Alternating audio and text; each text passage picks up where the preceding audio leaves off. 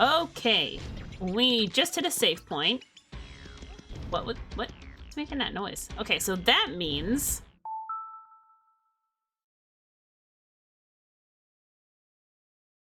it's time to learn the banjo, baby!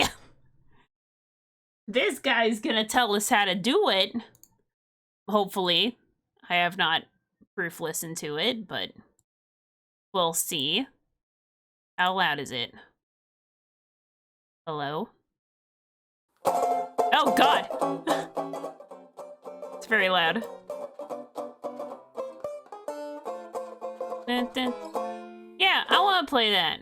I want to play that. I'm Phil Dolman, and welcome to Tenor Banjo for Complete Beginners. Yeah, that's me. In these lessons, I'm going to take you from just getting hold of your tenor banjo with no idea what to do with it, to the point where you can play quite a few chords and be able to read those chords from a chart and play along with songs that you'd like to play.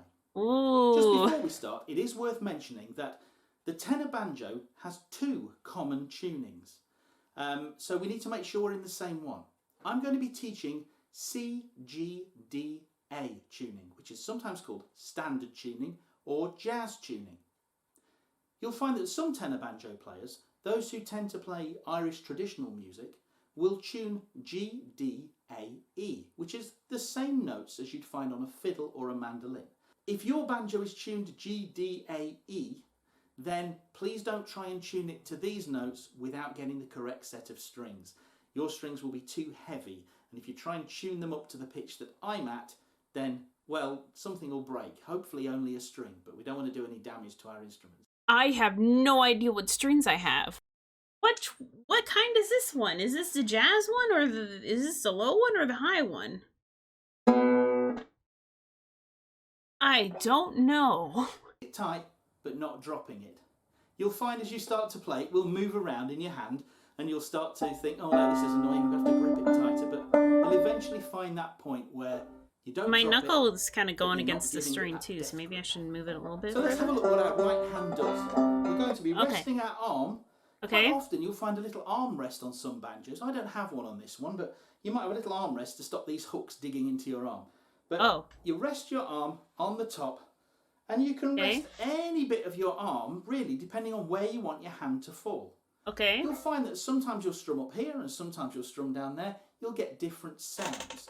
For now, just aim somewhere around the head towards the neck a little bit. Okay. It's a good kind of default position. And then I want you to just, like that. Trying to... 1, 2, 3, 4. There we go.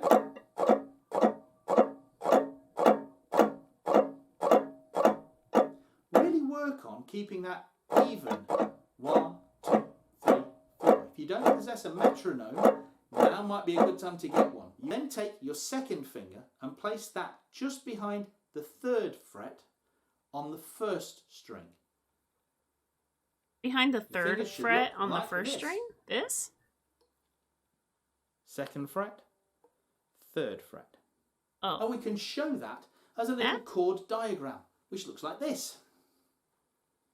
Now that diagram is showing you what it would look like if you took your banjo and held it in front of you and looked, and the horizontal I might need to cut my nails. Your nut here where the strings rest, and all the others would be the frets, and the vertical lines are the strings, just like that. So if you see a chord diagram and you're not sure, get your banjo and hold it in front of you, and that diagram will match up exactly with it. And that C chord would look like the diagram we have here. So get your fingers on that C chord. That. And rather than strum, play each string one at a time, starting with your lowest string.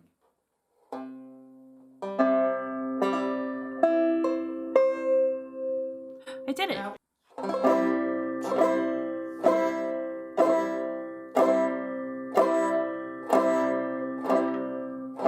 there we have it, a rhythm and a chord. We're making music. I wasn't strumming the last string for a while. This chord is called C. You'll also sometimes see it called C major. It's one of those things. Let's go back to video games. Video games. You've got long fingernails, I'm afraid they're going to have to be cut. because you need to be pointing your fingertips towards the wood of the fingerboard rather than using the flat pads of your fingers. Otherwise, we're not going to be able to get a clean sound.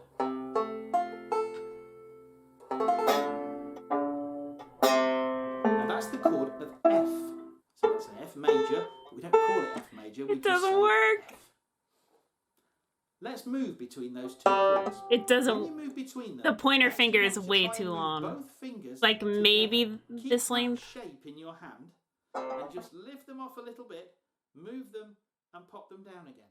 Now all the time I'm doing this, if you look at my left hand, I'm not Do-do-do. Yeah.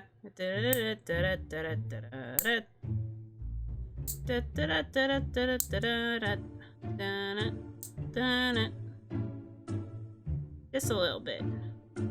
Just a little bit off the top. I just trimmed them yesterday too. Let's just have to trim them more. Glass nail file because I'm a professional. Got it. Got it.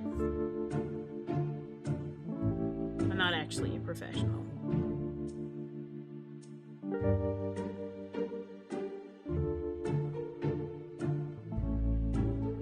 But I'm close to a professional. No, I'm not.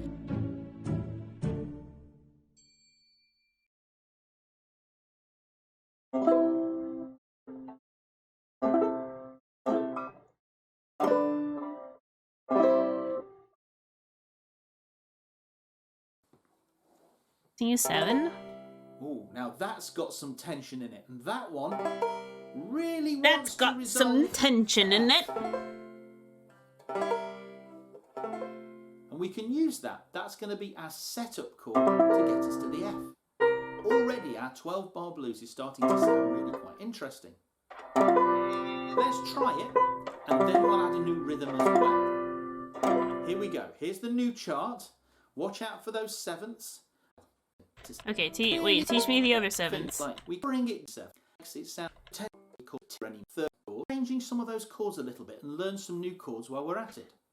Take your G chord. Now we're going to turn that into a G7. We take our ring finger and we put it down on the second string, 3rd fret. Now that isn't a G major anymore. That's now a G7. And the 7th chord has an element of tension in it that really likes to resolve. When you release that tension, you can call it resolving, and it wants to resolve back to C. It really feels nice to go from that chord, where we set up a bit of tension, back to the C. And that's good, because... Gotta switch from this to this. From this to this. From this to this.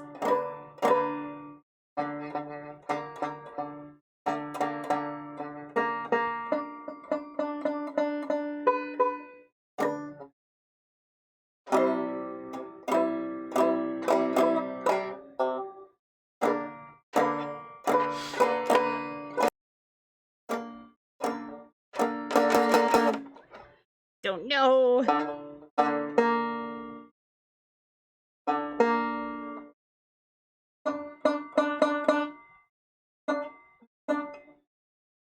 My fingers aren't too fat.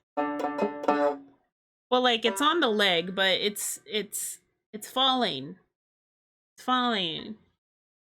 So like the weight of it is still on this hand, but my hand is holding it just by my fingertips. So it's hard. Do I need to scooch it more this way?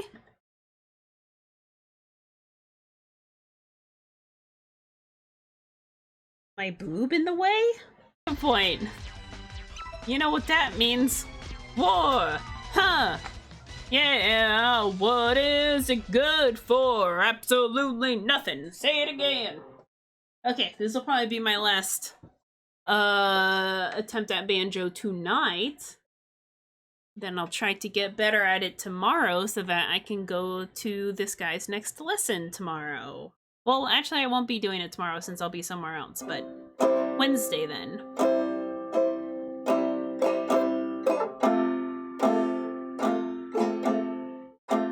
No, I missed it. God, it hurts. No pain, no gain.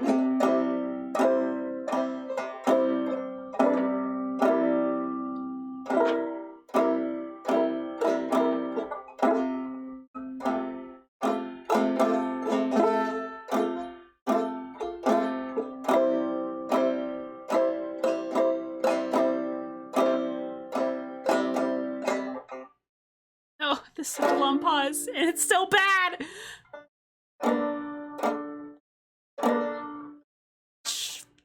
Closer to the fret, closer to the fret, closer to the pain.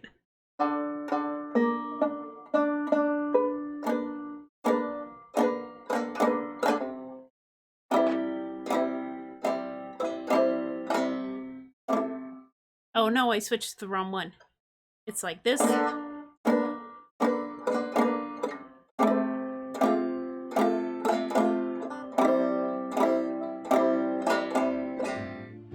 Okay, close enough. Okay, okay. I'll try. Music is paid. No one tells you otherwise is selling something. Yeah.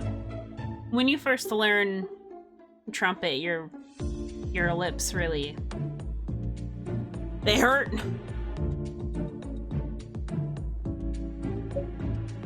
But yeah, that's day 1 out of